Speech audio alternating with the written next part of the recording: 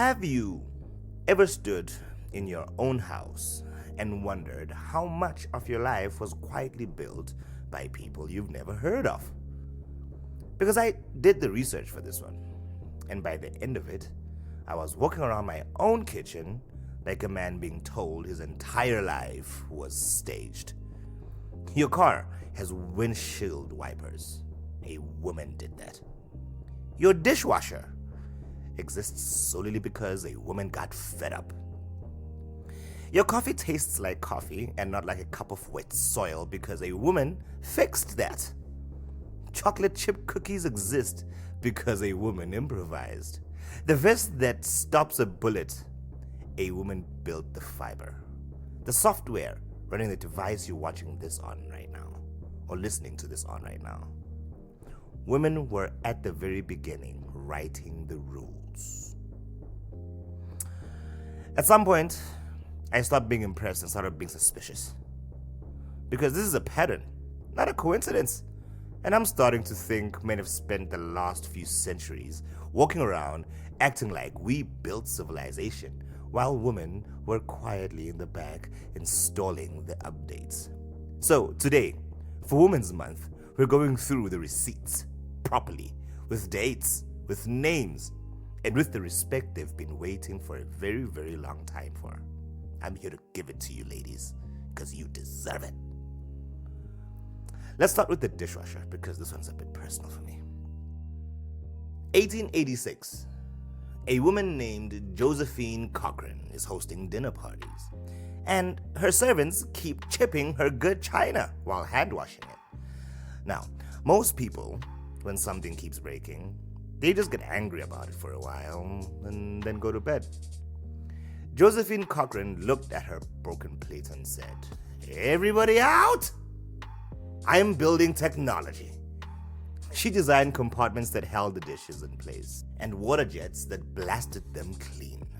That is the direct ancestor of the machine currently sitting in your kitchen. The one you get personally offended when it's full and you have to wash one extra spoon by hand. Meanwhile, in 1886, a woman invented an entire appliance because she didn't want her plate scratched. Respect. Next, windshield wipers. 1903, a woman called Mary Anderson.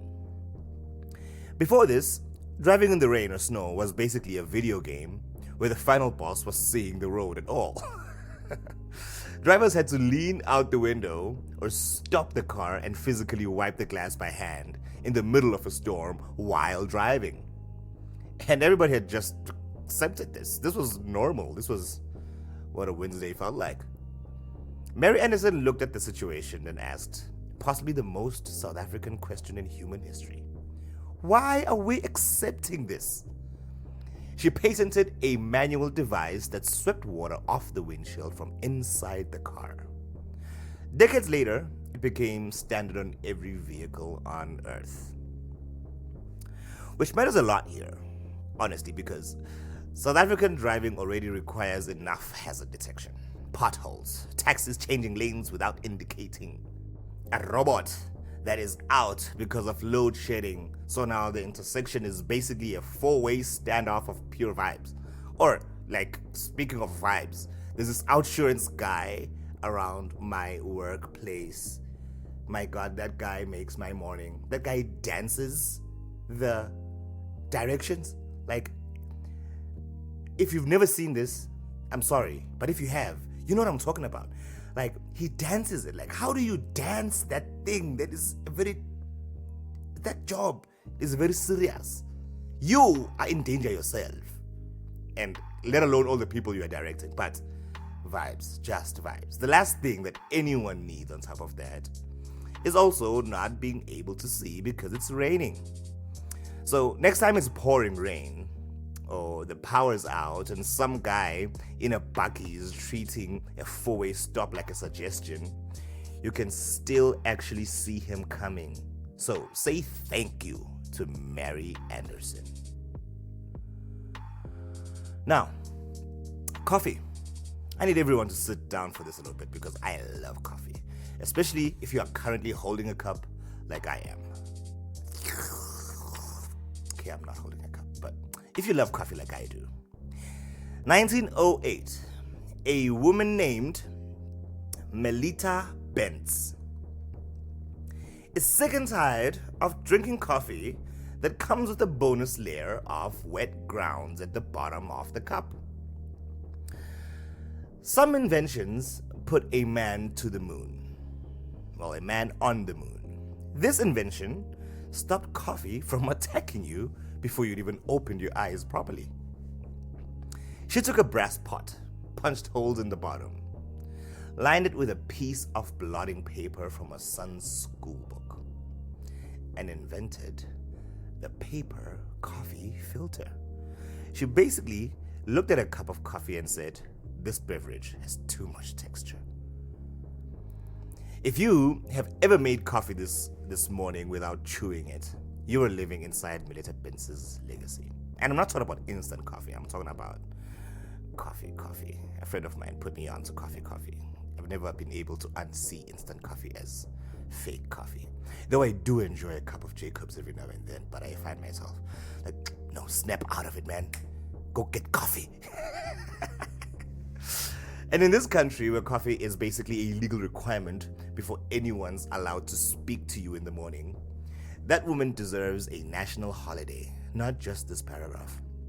Sharp. Dishwasher, that's fine. Windshield wipers, that's okay, right? Coffee filter, meh. I'm starting to take this personally now. Ruth Wakefield, in the Toll House, TOLL, in Massachusetts. She was making cookies, but she runs out of baker's chocolate. So she decides to chop up a chocolate bar and mixes it straight into the dough, expecting them to melt in the mixture. But they didn't. They stayed as little pockets of chocolate inside the cookie. And humanity, as one, collectively said, wait, go back, do that again. That accident is the chocolate chip cookie, the most beloved biscuit on the planet, because a woman improvised under pressure and the universe rewarded her for it.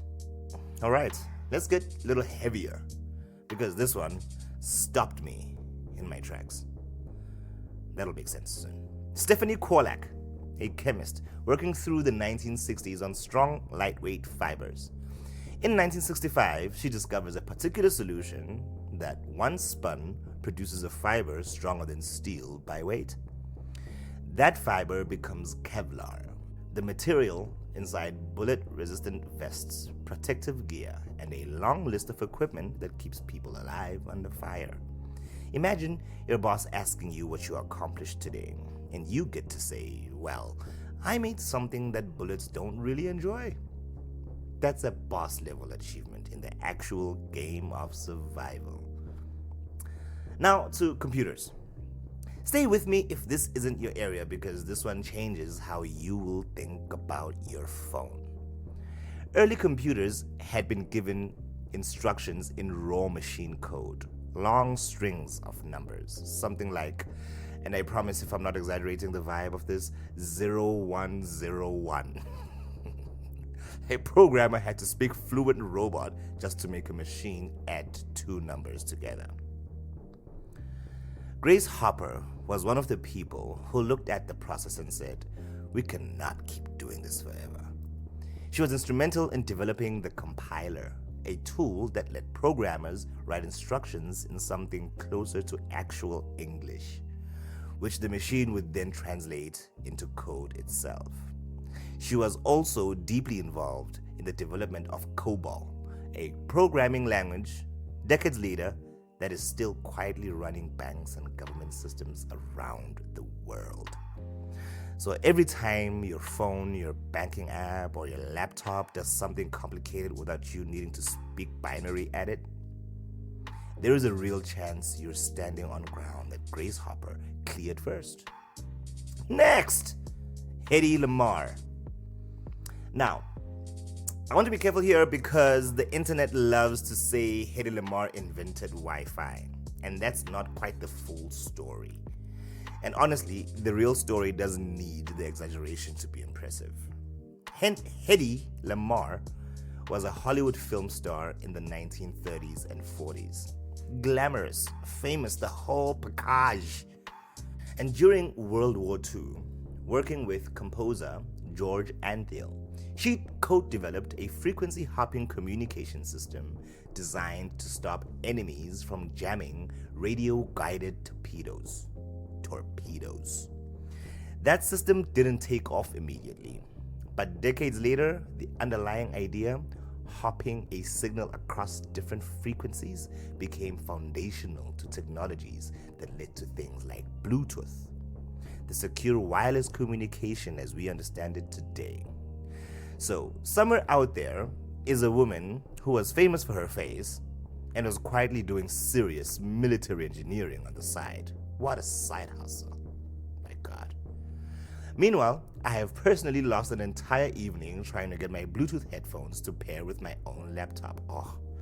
When I walk into the house and they're paired to my phone, and then they connect to my computer automatically, and now I'm start hearing to your Bluetooth is connected successfully.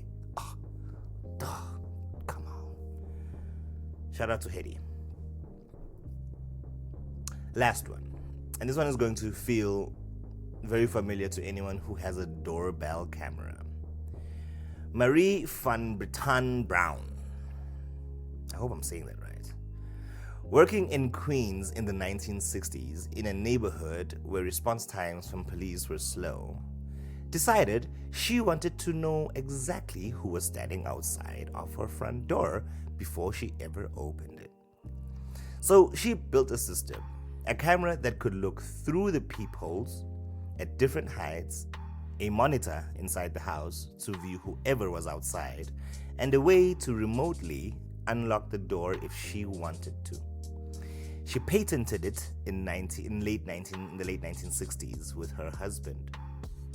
That is in principle the exact same idea as the little glowing doorbell camera currently sitting on your front porch, if you have the privilege. Except she built the concept decades before smart security was a marketing phrase. Back then, it was simply a woman saying, "I am not opening this door until I know who you are." So let's tally this thing up. We have a dishwasher, wipers, coffee filters, chocolate chip cookies, Kevlar, compilers, frequency hopping, home security cameras. I'm no longer convinced women simply contributed to civilization. I think they were doing the maintenance the whole time, quietly, while a lot of us walked around assuming lights just stayed on by themselves. And look, if there are women watching this or listening to this right now thinking, "Welcome to the meeting. We've been telling you this for years." That's fair. That's completely fair. I'm just a little bit late to the party. But on a serious note, because the jokes are true, but so is this part. For every name on this list, there are hundreds more we will never know. Women whose ideas were criticized to someone else. Women whose patents were filed under a husband's or a brother's name because that was simply how the system worked. Women who solved real problems and were thanked with silence instead of recognition. Nobody's taking anything away from what men have built. We're just finally putting a spotlight where a lot of it actually belongs and has belonged the whole time.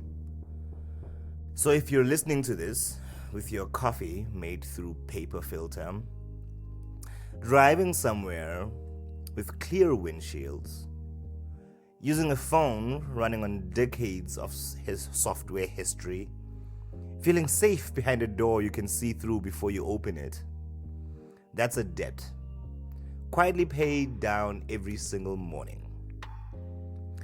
And if you're a man listening to this thinking, "But I've invented things too," that's genuinely beautiful. It's cute, honestly. Well done. Just maybe let today be about someone else. Let someone else shine, alright? Let the ladies shine. Progress was never one gender's project. It was always a team effort. History just forgot to put everyone's name on the jersey. So today, we say the names Josephine, Mary, not Mary, because it's not Christmas. Josephine, Mary, Melitta, Ruth, Stephanie, Grace, Hedy, Marie. Happy Women's Month. Go say thank you to a woman today, preferably while drinking a properly filtered cup of coffee. Subscribe to the Daily Development Dose. That is it from me today. Till we meet again next week. Sayonara!